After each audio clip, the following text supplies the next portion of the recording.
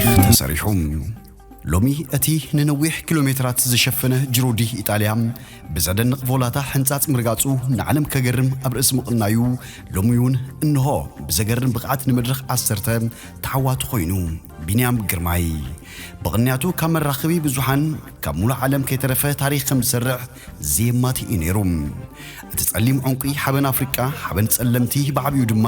ሓበን ኤርትራ ኮይኑ ይርከብ ኣብዚ ፈታኒ ዝኾነ ውድድር ብዘገርም ቮላታ ምስዓሩ ጥራይ ዘይኮነ ድሕሪ ምዛሙ ገናውን ምስ ሓይሉ ከም ዝነበረ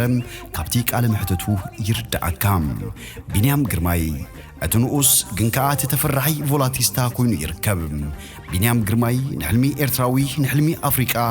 ዘግሃደላ ዕውት ጅሮዲ ኢጣልያ እንዳተዘከረት ክትነብር እያ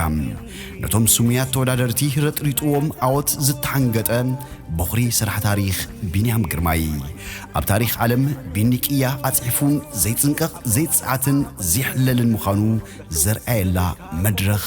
سعرتو أمينوس كاتوبيني خمكت زي كعلى باندرول تشرس إلو ترايو بأجرموتن بمدنعن نبيني ختمتو زي كعلم أتسألم عنكي بعلو فولاتها جميرو بعلون أتيوام بيني بخلو ملكعتات حيالن أبرئس مخانو كوميتاترس نبيني بزقل صوت أفئوام بيني